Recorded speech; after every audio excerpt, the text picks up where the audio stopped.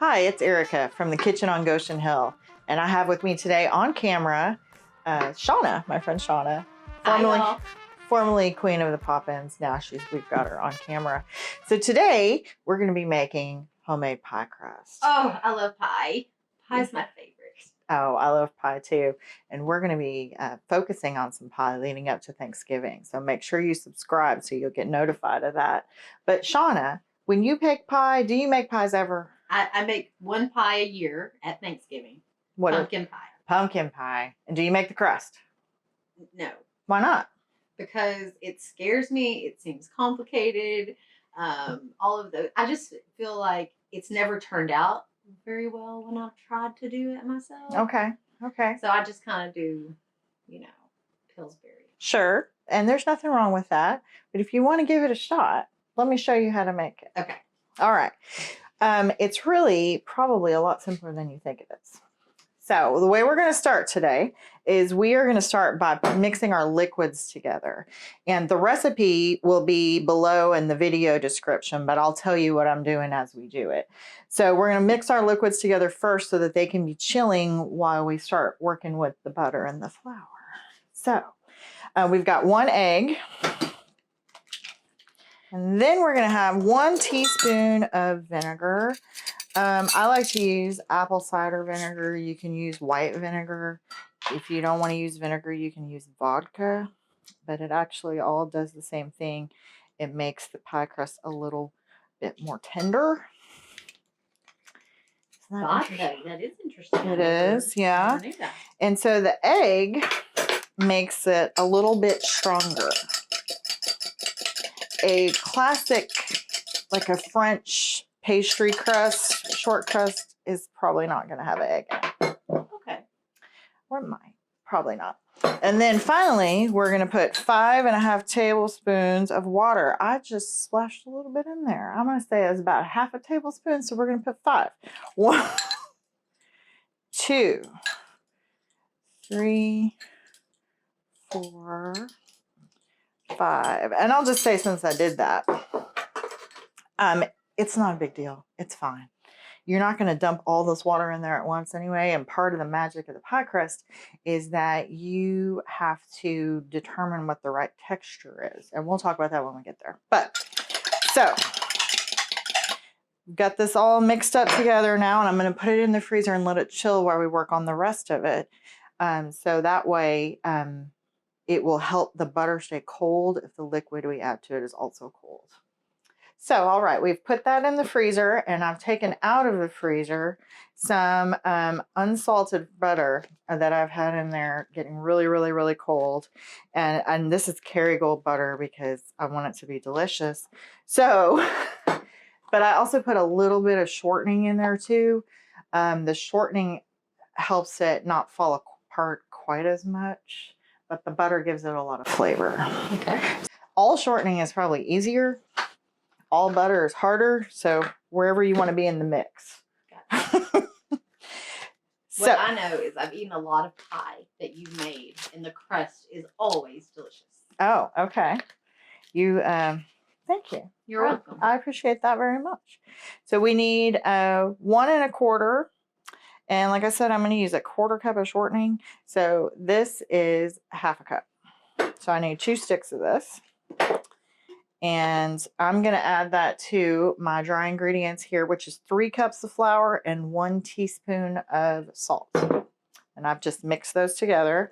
So what we're going to do is we are going to cut this butter up into small pieces so that it's easier to incorporate with the flour. And when you're working with the butter, what you really want to, your goal here is to have it about pea-sized throughout the mix. And you don't want to handle it any more than you absolutely have to, because keeping it cold will help make your crust more flaky. Now, and it's not the end of the world if it gets a little bit warm. It's still going to be good. It's just degrees of good. Gotcha. The colder, the more flaky. The colder will make it more flaky. And so that is why we're going to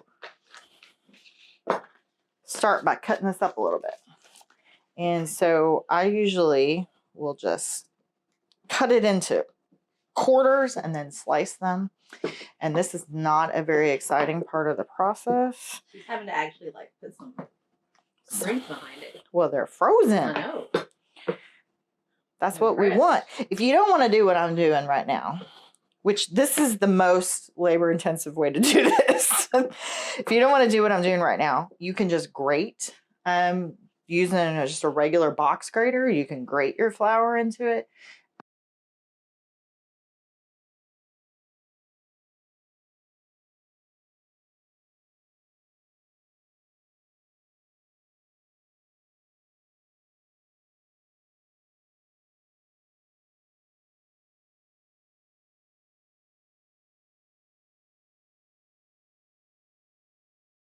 So, as I said, I'm quartering and then slicing them. So this is about the size that I work with to start with. And just add them to your flour. And then number 2. It's a lot of butter. Yeah. But, I mean, I've never, really don't think there's such thing as too much butter.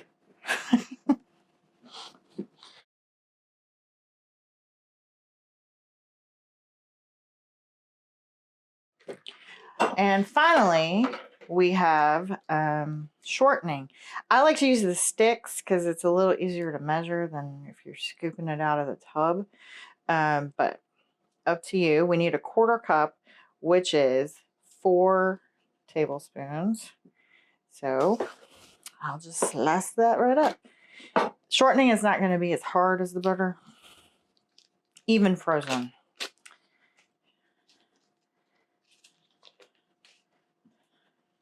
It's pretty easy.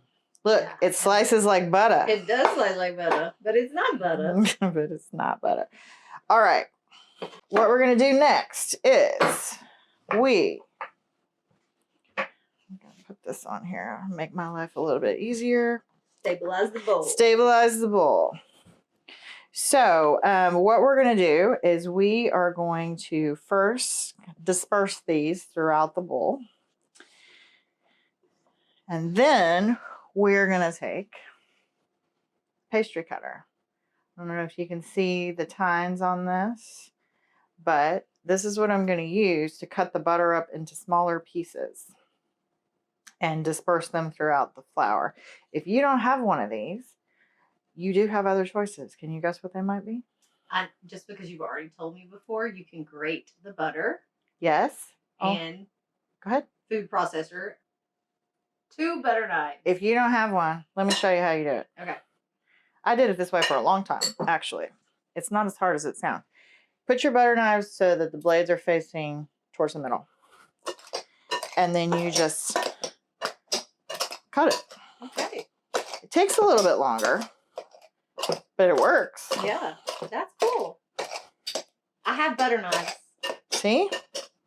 You can do it. Some people also, and I have never done it this way because I think it will make the butter too warm, but you can also just pick up a lump of butter and kind of work it through your fingers until it breaks up into smaller pieces. I feel like that's what my grandmother did. Yeah, you can do it that way too. That works a lot better if you have shortening, because shortening, it doesn't matter so much if it's warmer. Gotcha. She probably used shortening. She probably did. All right, so we're going to take our pastry cutter. And you just push it, kind of like a garlic press. You just push it into the lumps of butter and break them up. Work your way around the bowl. It doesn't have to be all exactly the same. It doesn't have to be homogeneous. Again, you're looking for mostly pea-sized pieces of butter.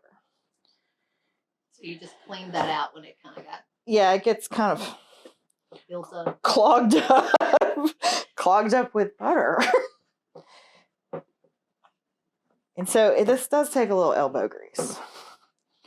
If you're not into elbow grease, one of the alternative methods is probably good for you. But to me, it's fun. It's kind of like, it's the same kind of satisfaction you get from kneading bread. Just like really working it in there. Yeah. That's one of the things I like about cooking, is that you have this really tangible result at the end. Right. and then your friends and family can eat it. It's great. And your friends and family really support that. Thank you. You are being very supportive today. That's because there's pie. Yeah. Y'all, she's not always like this. All right. Let's clear it out again. We're getting close. We're not quite there. Oh, I think we're done here. I'm going to bring this a little closer so that you can see the texture. You can see that there are some bigger pieces. There are some much smaller pieces, but most of them are about pea size. So that's good. What we do next is we're going to add in our freezing cold liquid. So here's where we're really going to get into this pie crust. Get myself some room here. We're going to take this very cold liquid, and I like to put it in this measuring cup because it has a pour spout and just makes it a little easier, but you know, you do you. We're going to dribble this in slowly while we gently move the flour mixture around. Now I'm saying gently because the two most important things with pie crust are keeping it cold and not handling it more than you have to. Gotcha. So I went ahead and put all of that liquid in there because it seemed to me like it needed it. You're going to have to, this is the hard part. You're going to have to figure out when it has enough liquid. You don't want it to be too wet because that will affect the texture. But if it's too dry, then it won't hold together. And that's one of the things that's hard about working with flour is it just kind of depends on exactly how much flour you got in there, what the humidity's like, you know, so forth. I think this needs just a little bit more water. So we've got the liquid.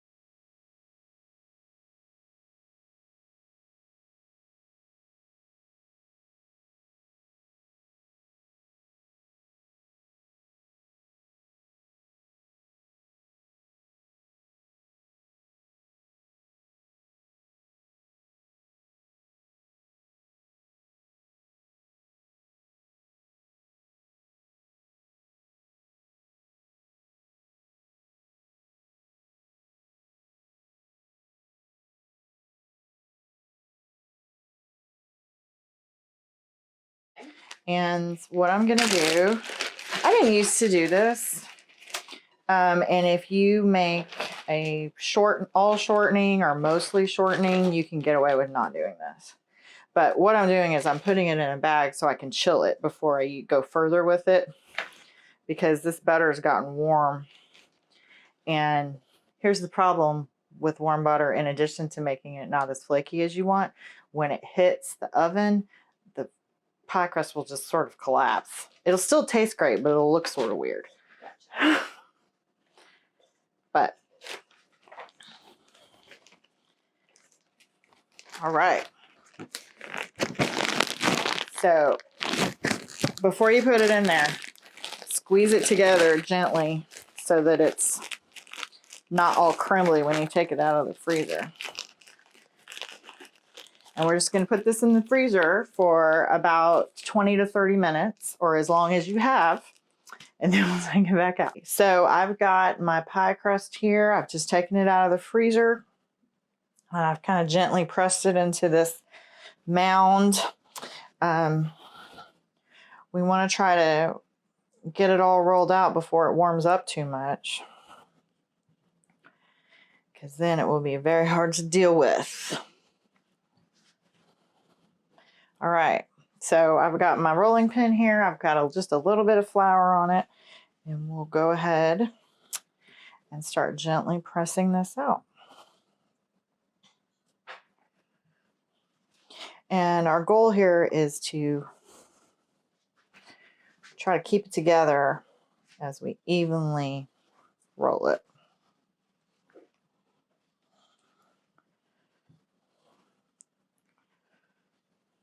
I see what you mean about flaky layers You got a little closer, huh? Yeah. So this is holding together okay. But you see how when they flake apart, it's like the continent shifting. Yes. Plate tectonics. Plate tectonics in pie. It's got to be climate change.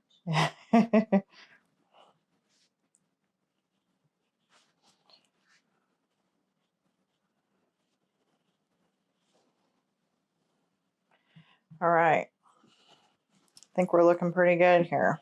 Looks really good. All right, so we've got our pie plate, and what we're going to do is we're going to take this bench scraper and we are going to use it to very gently loosen that up so that we can roll it around the rolling pin. The least destructive way to move pie crust from one place to another.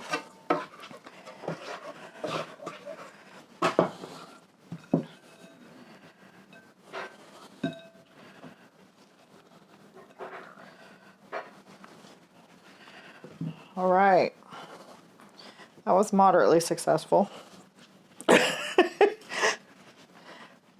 So we're going to take some bigger pieces here and use them to patch up the part. That was an aiming error right there. It's because hard, there was but it's actually rolled up in your defense. That's okay. But there's plenty of pie crust over here. It's just not quite in the right spot. All right. I think we look pretty good there. Again, remember not to overwork it. So the way that I do it, there's lots of different ways to do it. The simplest way to do it would be to use a fork and just gently press in the tines like people do on peanut butter cookies to kind of press it down. Yep, I've seen that. The way I do it is I take my fingers like this and I just gently press it like that. So, and you just work your way around the pie. Now you're going to have spots where something is thicker, something is thinner, something is taller, some are shorter. I don't worry about that too much because I think it makes it look like you made it with love. And it really will taste yummy. I don't think anybody really cares. It's so pretty when it's cooked. You saying it's not pretty now? Well, I'm just saying it's prettier when it's cooked. She's saying it's not pretty now. Don't talk bad in front of the crust. It can hear you. Yeah, I think it'll be okay.